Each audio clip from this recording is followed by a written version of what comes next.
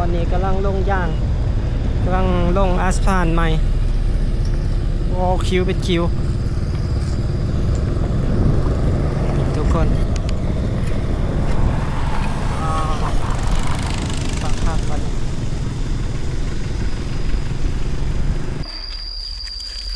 เหงื่อตกกวง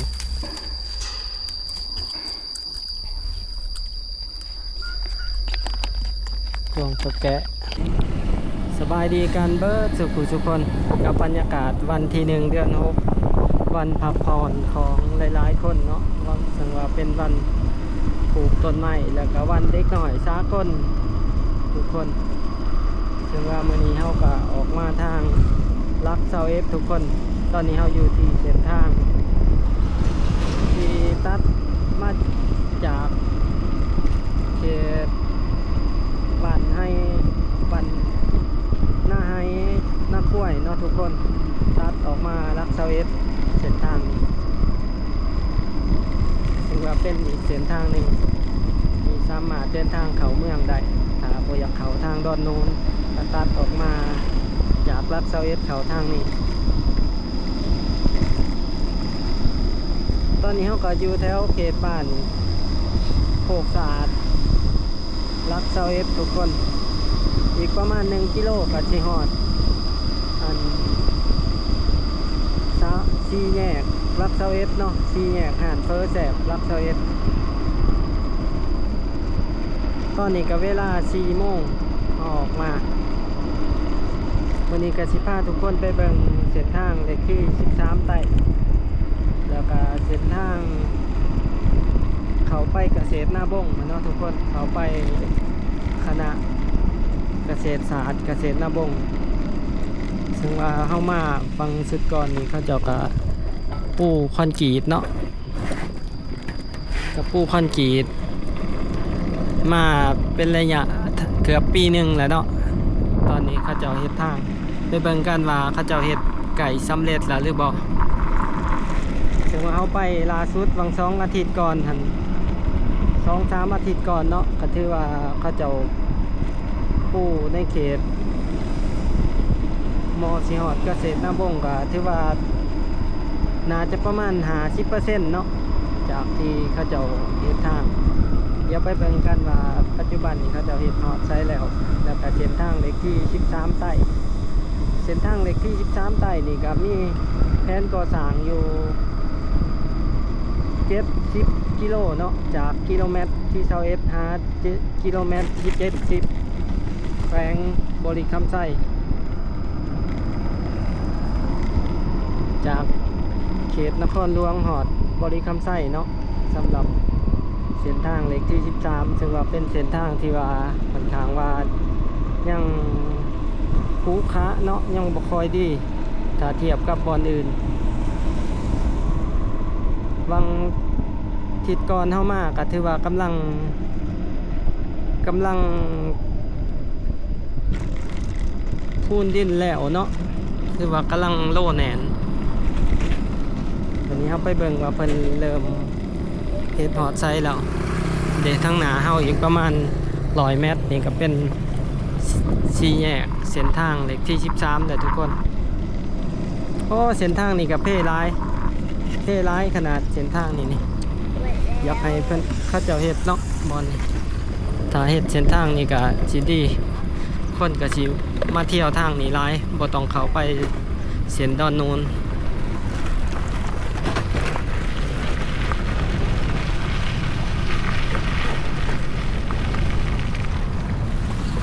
นี่ก็เป็นไฟแดง4 แยกลัก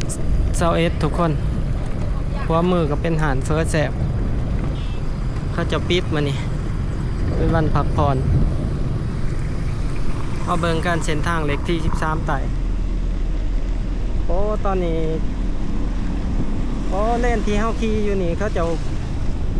ลงอาสฟัลต์เลยทุกคนสามารถเที่ยวได้แล้วแต่ว่ายังอีกเล่นหนึ่งคือว่ามีความกว้างอยู่เล่นนี่ที่เขาจะปูแล้วนี่ก็ประมาณ8 เมตรปูอีกทางภาคนั้นอีก8เนาะคางละ4 เลนเขาเจ้าสิเฮ็ดเนาะ ในเขตนี้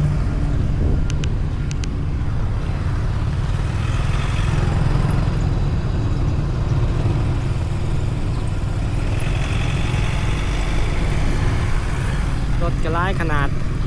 โอ้เดือนหนากระเที่ยวสบายแล้วเส้นทางนี้ทุกคนบ่แม่นใช่กับสิไดีเที่ยวไปจอบดินไปหลินอยู่ดินตลอดแล้วแบบคือว่าเดือนหนานี่ก็ซ้ำที่สปีดละขี่รถยังไงก็จะมีเล่นรถจักรเฉพาะเนาะมันจังปลอดภัยเพราะว่าเส้นทางนี้มันจะมีรถบรรทุกรถนักแลนหลายรถหน่อยแลนน้ำกับเป็นตะยานทุกคนถ้ามีเล่นรถจักรน้ำกับพิธีเล่นสปอร์ต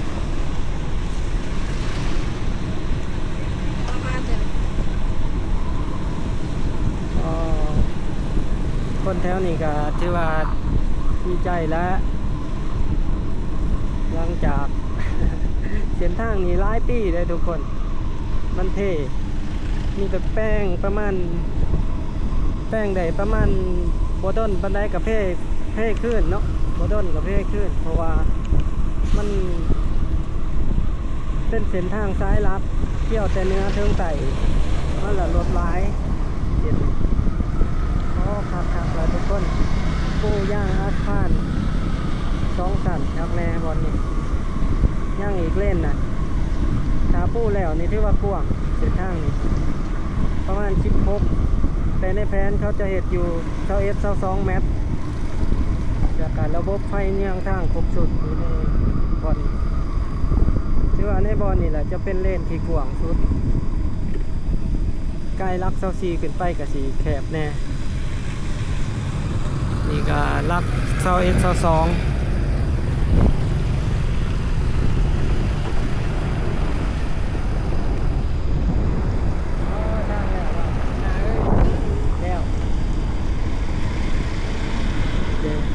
เขาก็กำลังเห็นแต่ว่าพัสดุนี่ก็ถือว่าโอเคละมันถือว่าย่ำฝนก็สบายละนี่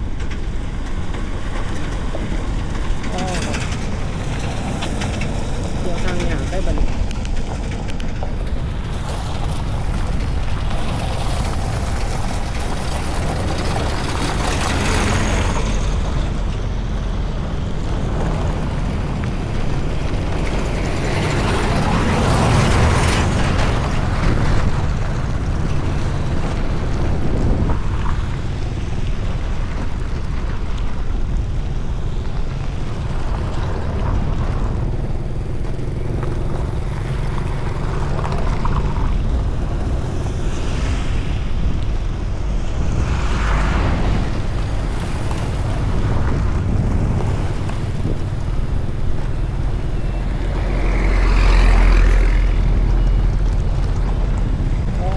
กำลังลงย่าง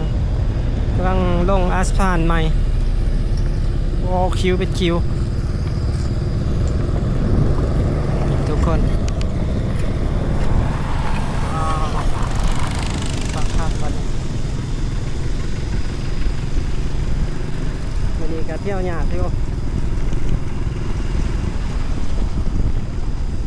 เอาทิศหนานี่เที่ยวสบายแหละบอลเนี่ยเดือนหนึ่งน่าจะสำเร็จ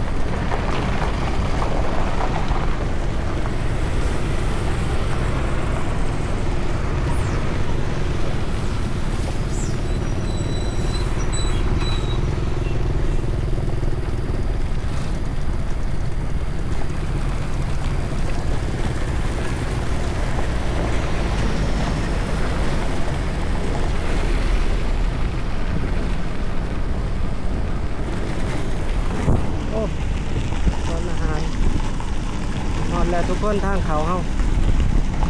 ทางเขาดินเฮาสายมือ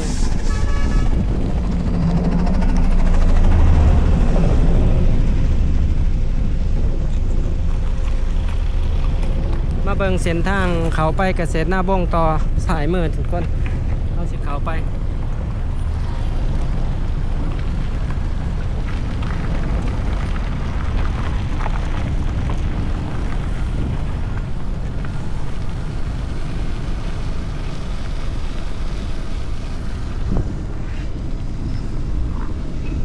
เขตนี้เขาเจาะกับปูคอนกรีตละ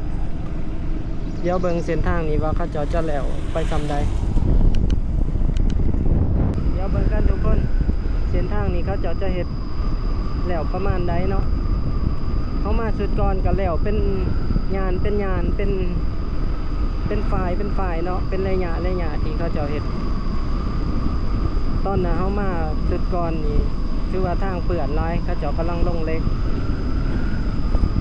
วันนี้ก็คือสีไข่แน่ไปเบิ่งกันโอ้บอนนี้ก็มีดินจัดสรรอีกละ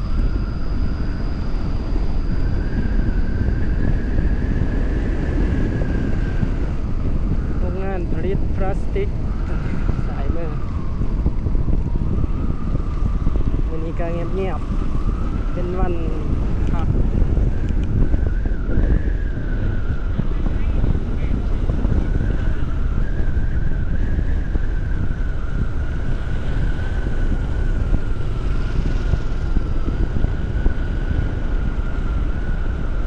นี่ก็กำลังลงเล็กอยู่บอนนี่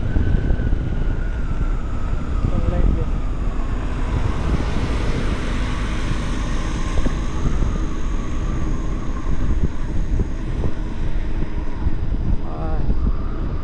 ซ้ำสีเที่ยวบอนนี้กันเส้นทางนี้แล้วก็โอ้ยสบายดินจัดสรรอยู่นี่ก็ร้ายเด้แต่ว่าเดี๋ยวนี้ก็ค่อนข้างว่าเบิดแต่ว่าเขาเจาะกระเฮ็ดใหม่หลายอยู่เนาะดินจัดสรรคือบอนโครงการเบาแม่นไส้เป้านี่ก็เขาเจาะกระจุดเพิ่มอีก8 เฮกตาร์เนาะ10 คูณ 20ราคาอยู่ประมาณ80 ล้าน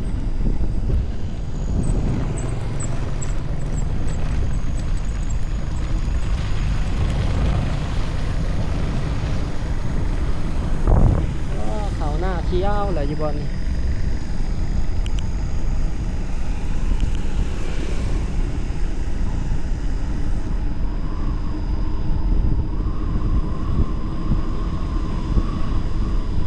เบิ่งกันเนาะว่าทางเส้นนี้ครับทางเด็กที่13ไต่ตัวใดสิแล้วก่อนกันทางเส้นนี้ก็ประมาณ9 กิโลเนาะที่เขาจะก่อสร้างทางเส้นนี้เส้นที่เล็กที่13กับประมาณอยู่70 กิโลแต่ว่าตัวนั้นปูอาสพานตัวนี้ปูคอนกรีตวันนี้เราก็สิไปแวะสวนแก้วกัญญาอยู่ทางเขาดินครับพาไปเบิ่งอาหารรีสอร์ทเนาะในเขต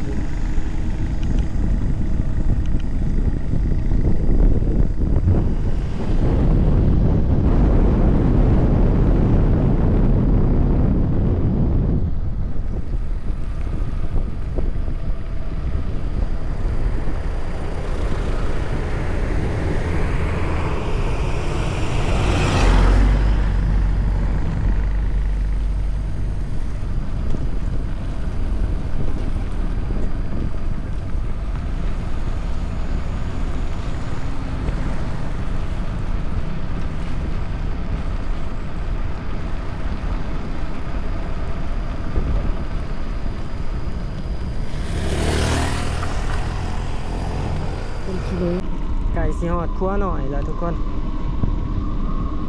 โอ้ทางนั้นเขาเจ้ากำลังลงเล่นหนึ่งเนาะมาสุดก่อนเขายังประทันเหตุบอล ประมาณ 60%เลยเนาะเส้นทางนี้เขาจะเห็น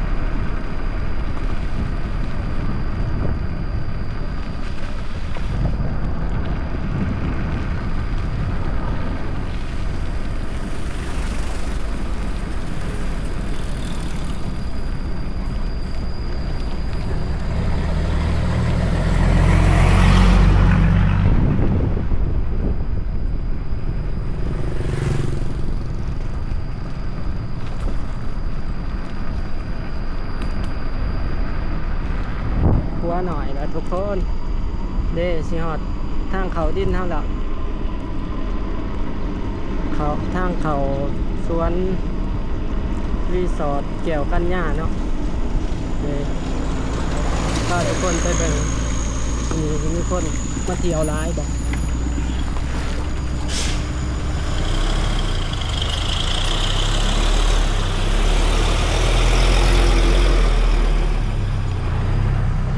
บ้านไผ่ล้อมหอมเศร้าเนาะมีทั้งสวนสัตว์หน่อยทั้งรีสอร์ทอาหารแต่ว่าเขาจะก็มาเฮ็ดใกล้ได้แต่ก่อนแห้งทางเนี่ยแต่ว่าก็เห็นเขาจะโฆษณาใน TikTok อยู่เนาะก็มีลูกค้าเยอะแหละเรื่องเส้นทางเขามานี่ก็เริ่มอยากเท่แน่แล้วเดี๋ยวไปเบิ่งกันทุกคนสวนแก้วกัญญาห่างจากดินเท่าประมาณ 200-300 เมตรนึงเนาะสำหรับรีสอร์ทตัวนี้จ้ะ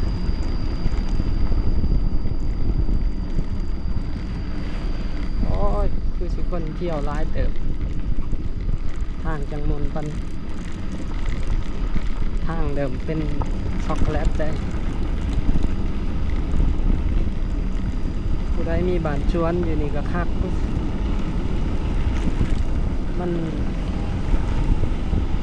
มันดินงามดินเป็นคือดินดง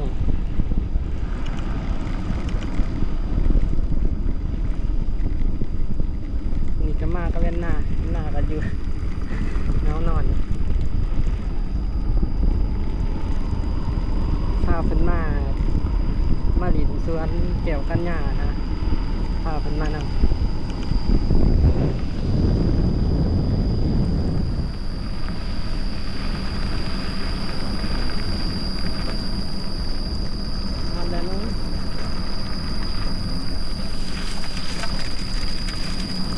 ก็จะเปิดอยู่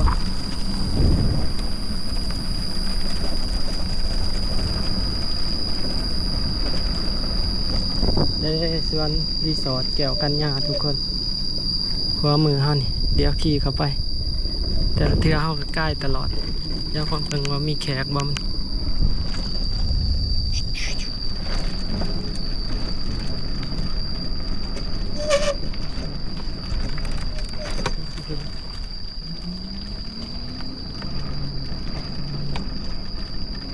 หอดได้อันน่ะ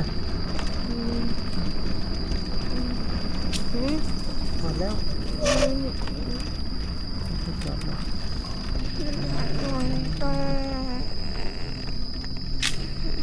นี่สวนสัตว์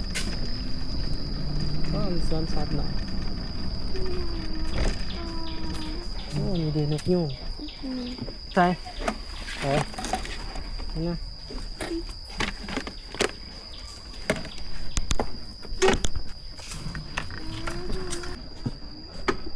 มีนกกางแกนมีน้องสิป้ายเขาจะเอามาฉีดเบ็ด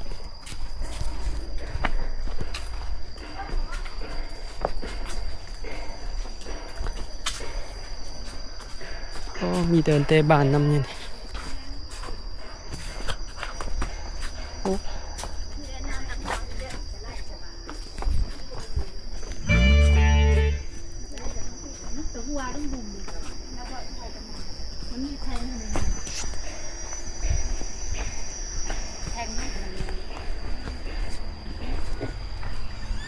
เนาะ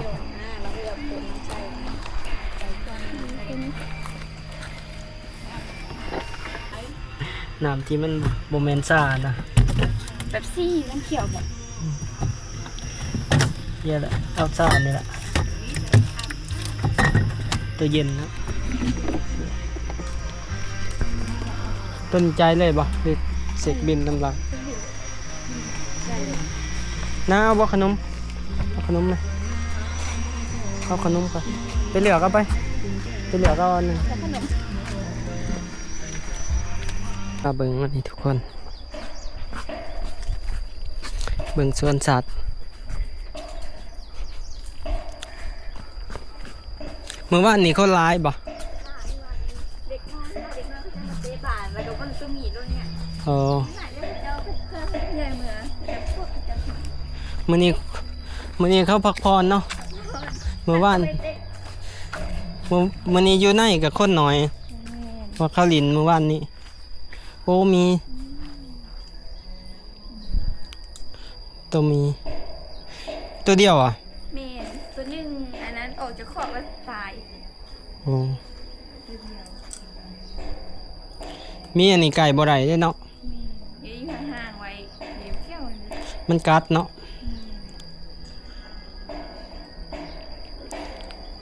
เขาบ่เฮ็ดทั่วกันไว้เนาะกันเพื่อบ่ให้เด็กน้อยมันกินยังนี่ต้มข้าวกินข้าวอ๋อเดี๋ยวต้มข้าวมือละหม้อให้มันอ๋อ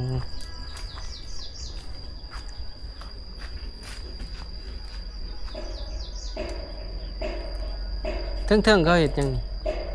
อันเป็นก้อนบ้องอีกตัวซัดตัวหนึ่งแล้วมันมูว่าซัดตัวอย่างละมันตายคือกันแล้วไปปลาไปสิเลยแต่วันนี้เขาจะไปเปิดน้ำตกคือกวางเนาะกวางทำไปเลยกวางตัวแกะ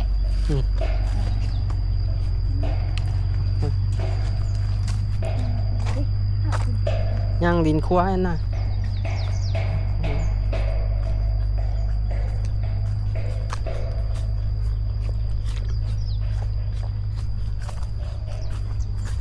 ขี่รถใกล้อยู่มีแต่แนมเขามาก็คือบ่ค่อยเห็นเขาเปิดเห็นใน TikTok เขาเจ้าของเราบ่เราลงแม่เจ้าของเราโปรโมทเพราะอันช่วงไหลมือเดือนแรกนี้ผมไม่ส่งลูกค้าหามีแต่หวานมีกับมือนี้เห็นลงใน TikTok ก็เลย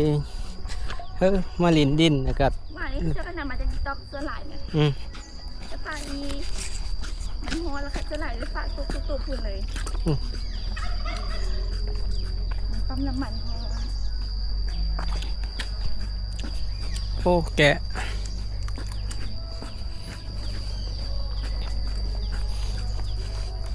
อันนี้เขาตั้งไว้ถ่ายรูปซื่อๆวะบางคนบอกคุณกับเอิญได้ฝากย้ายแกะตะกวนโอ้นั่นก็ไปหางรับกัน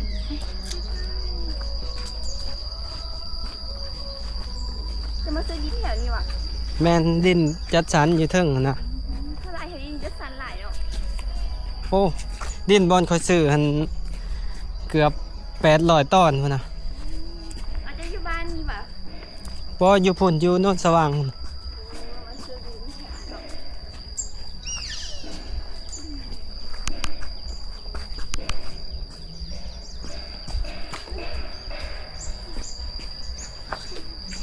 เด้ตัวกวางนั่นน่ะตัวกวางบ่ตัวกวาง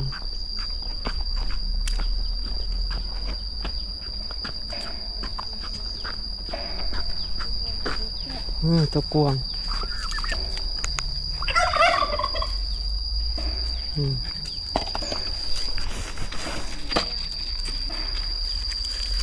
เงาตัวกวาง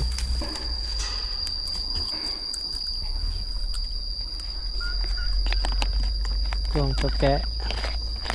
ตัวหนึ่งแกะตัวกวางกับไก่ง่วงเลี้ยงกัน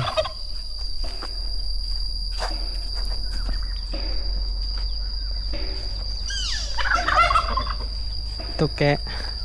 อยากอยู่ดินเปื่อนแน่สีก็เลยขุนตัวแกะ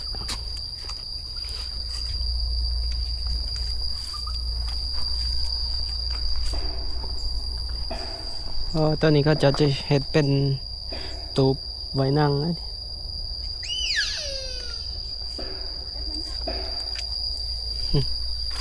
ตัวแบะตัวแกะคือการกับแบะไว้นะ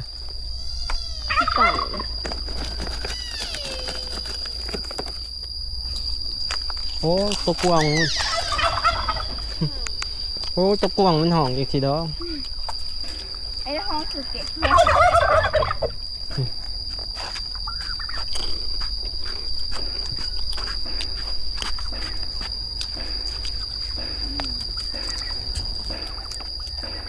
บางเทือเขาปลาไปได้ยินเสียงบูหูสามว่ากวาง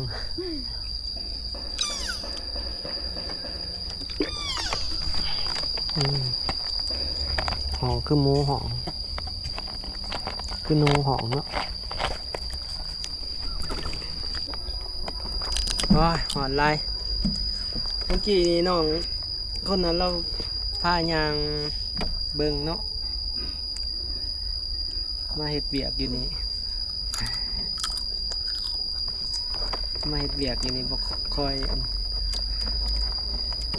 ลูกค้าเขาเจาะกันยังบ่ทันร้ายอยู่นี่เพราะว่ามันอยู่ใกล้เส้นทางบ่ทันแล้วอยู่นี่น้องเราก็พายางก็คิดว่าอยากรบกวนเราดอกแต่เราพายางอันนั้นก็เลยให้ทิปไปมีเงินหน่อยอยู่30,000ให้น้องเพิ่นมันจะสู้โตติชื่อโต๊ะให้ทิปเพิ่น30,000น้องกี้เป็นกำลังใจเงินเดือนเฮ็ดเวียกอยู่ใน2 ล้านหาน้องเพิ่นนะ16 17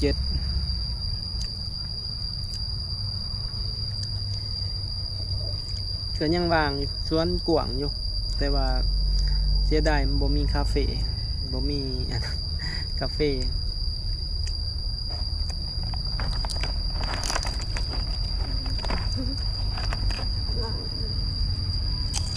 มีน้ำแจ้มีตาย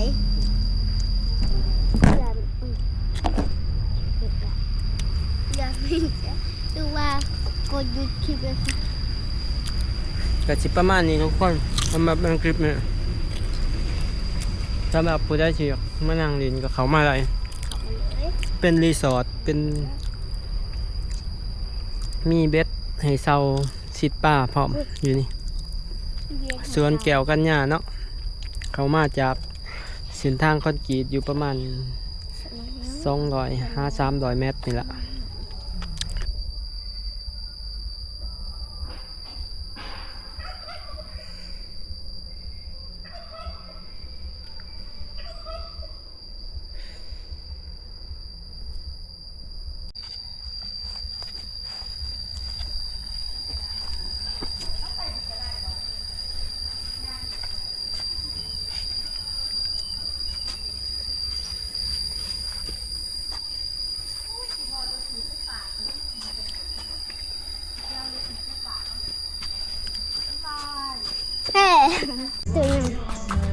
ตัวกระต่ายมันคูทูอยู่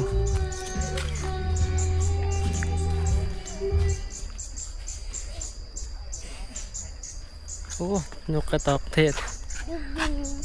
เสียงปันงูเลยนกกระจอกเทศไก่มันได้มันซับหัวเลยมันว่าเพราะมันว่าค่ะว่าเขามีของกินนะ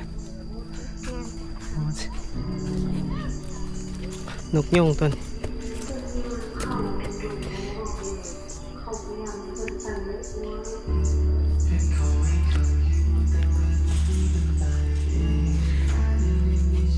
ทางนั้นก็มีเดินเตะบานเนาะ